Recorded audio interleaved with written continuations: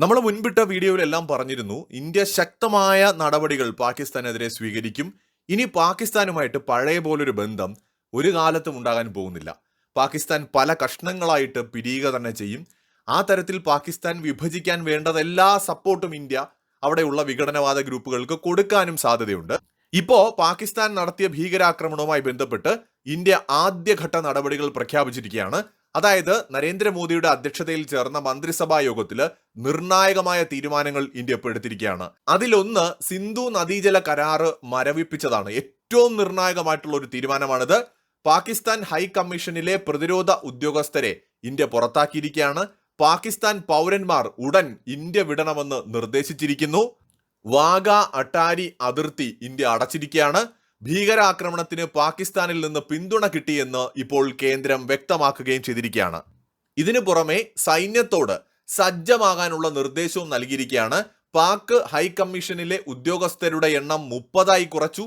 ഭീകരവാദത്തിന് കുടപിടിക്കുന്ന പാകിസ്ഥാനോട് മാപ്പില്ലെന്നും ഇന്ത്യ ഇപ്പോൾ പ്രഖ്യാപിച്ചിരിക്കുകയാണ്. ഒപ്പം ഇന്ത്യൻ നയതന്ത്ര ഉദ്യോഗസ്ഥരെ ഇന്ത്യ തിരിച്ചു വിളിക്കുക കൂടി ചെയ്തിരിക്കുകയാണ്.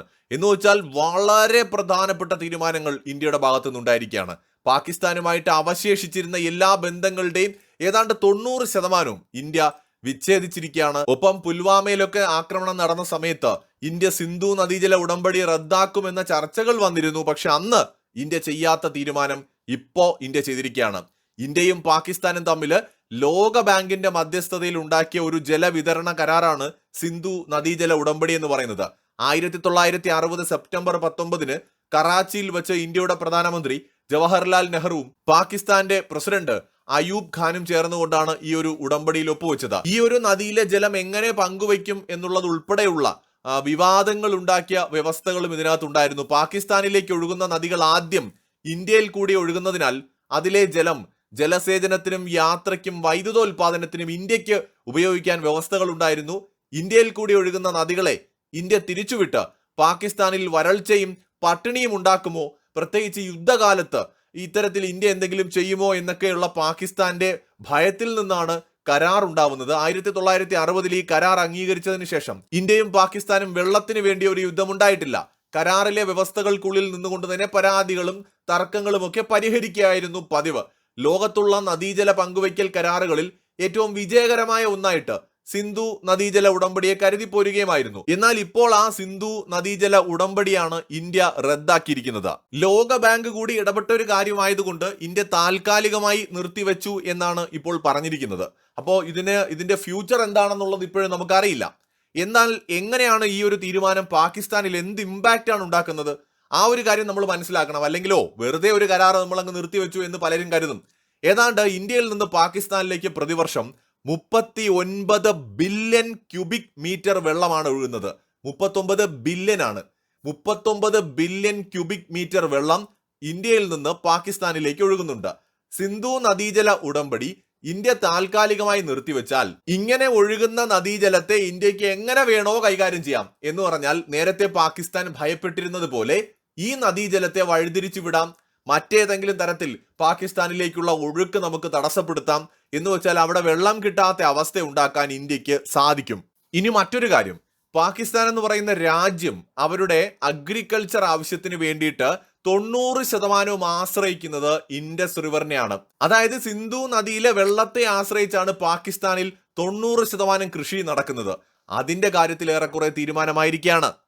ഇന്ത്യയുടെ ഈ തീരുമാനം പാകിസ്ഥാനിലെ ഏറ്റവും പ്രധാനപ്പെട്ട റീജിയൻ ആയിട്ടുള്ള പഞ്ചാബിനെയും സിന്ധിനെയുമാണ് ഏറ്റവും കൂടുതൽ ബാധിക്കുന്നത്. പഞ്ചാബിനെ കാര്യമായി തന്നെ ബാധിക്കും. പാകിസ്ഥാനിലെ ഏറ്റവും അധികം പോപ്പുലേഷൻ ഉള്ള ഒരു അവരുടെ പ്രവിശ്യയാണ് പഞ്ചാബ്. അപ്പോൾ പഞ്ചാബിനെയും ബാധിക്കും, ഇത് സിന്ധ് പ്രവിശ്യയും ബാധിക്കും. പാകിസ്ഥാൻ ഇരുട്ടിലാകും ഈ ഒരു തീരുമാനം കൊണ്ട്. കാരണം പാകിസ്ഥാൻ പവർ ജനറേറ്റ് ചെയ്യുന്നതിന് അല്ലെങ്കിൽ വൈദ്യുതി ഉൽപ്പാദിപ്പിക്കുന്നതിനൊക്കെ ഏറ്റവും അധികം ആശ്രയിക്കുന്നത് ഹൈഡ്രോ ഇലക്ട്രിക് പവറിനെയാണ്. ഇത്തരം ഡാമുകളെല്ലാം സ്ഥിതി ചെയ്യുന്നത് ഈ ഇൻഡസ് സിസ്റ്റത്തിലാണ്. അതായത് ഇൻഡസ് റിവറുമായി ബന്ധപ്പെട്ട സിസ്റ്റങ്ങളിൽ സ്ഥിതി ചെയ്യുന്ന ഹൈഡ്രോ ഇലക്ട്രിക് പവർ പ്ലാന്റുകൾക്ക് ആവശ്യത്തിന് വെള്ളമില്ലാതെ വരും. അതിലൂടെ വൈദ്യുതി ഉൽപാദനം പ്രതിസന്ധിയിലാകും.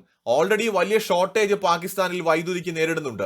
ഒരു ദിവസത്തിൽ മണിക്കൂറുകളോളം അവിടെ വൈദ്യുതി ഉണ്ടായില്ല. ഇതുകൂടി ആകുമ്പോൾ വലിയ രീതിയിലുള്ള പ്രതിസന്ധി പാകിസ്ഥാനിൽ ഉണ്ടാകാൻ പോവുകയാണ്.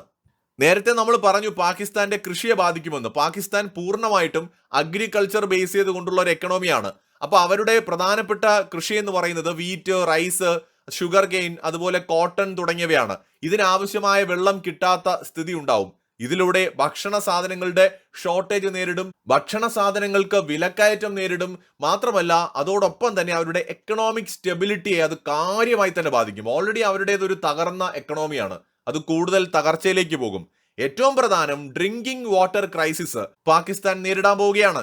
അതിനൊക്കെ അപ്പുറം ഇന്റേണൽ ആയിട്ട് അവർക്ക് പൊളിറ്റിക്കൽ പ്രഷർ ഉണ്ടാവും. കാരണം ജനങ്ങൾ കൊണ്ടുള്ളവും അവരുടെ ഒരു തീരുമാനം കാരണം, പാകിസ്ഥാൻ നടത്തിയ ഒരു ഭീകരാക്രമണം കാരണം അവർക്ക് കിട്ടിക്കൊണ്ടിരുന്ന ജലം കിട്ടാതാവുകയാണ്. ഇന്ത്യ തീരുമാനം കടുപ്പിച്ചിരിക്കുന്നു. അപ്പൊ ഇതിന് കാരണമായ ഭരണകൂടത്തിനെതിരെയും പട്ടാളത്തിനെതിരെയും വലിയൊരു വിഭാഗം ജനങ്ങൾ പ്രതിഷേധത്തിലാകും. ഓൾറെഡി സിന്ധ് പ്രവിശ്യയില് പാകിസ്ഥാന്റെ ഒരു കനാൽ നിർമ്മാണവുമായി ബന്ധപ്പെട്ട് വലിയ രീതിയിലുള്ള ജനകീയ രോഷം അരങ്ങേറുന്നുണ്ട്. ഇപ്പൊ ഒന്ന് നമ്മൾ യൂട്യൂബിലൊക്കെ പോയാൽ ധാരാളം ഇത് സംബന്ധിക്കുന്ന വീഡിയോകൾ കാണാം.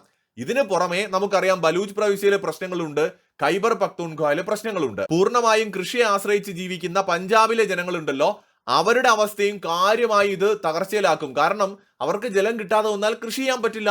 അപ്പോൾ ദാരിദ്ര്യം ഉണ്ടാകും, പൈസ ഇല്ലാതാവും, ജനങ്ങൾ തെരുവിലേക്ക് ഇറങ്ങുന്ന ഒരു സ്ഥിതിയിലേക്ക് കാര്യങ്ങൾ പോവും. സിന്ധു നദീജല കരാറ് ഇന്ത്യ താൽക്കാലികമായി നിർത്തിവെക്കുന്നത് പാകിസ്ഥാന് കനത്ത തിരിച്ചടിയാണ്.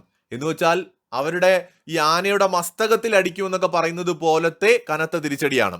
അതോടൊപ്പം തന്നെ മറ്റൊരു പ്രധാനപ്പെട്ട കാര്യം, ഇതൊരു തുടക്കം മാത്രമാണെന്നാണ് ഇപ്പോൾ മനസ്സിലാവുന്നത്. എന്ന് വെച്ചാൽ ഇന്ത്യ സൈനിക നടപടികളിലേക്ക് കടക്കാനും സാധ്യതയുണ്ട്. സൈന്യത്തോട് സജ്ജമായിരിക്കാനും ഇപ്പോൾ പറഞ്ഞിരിക്കുകയാണ്.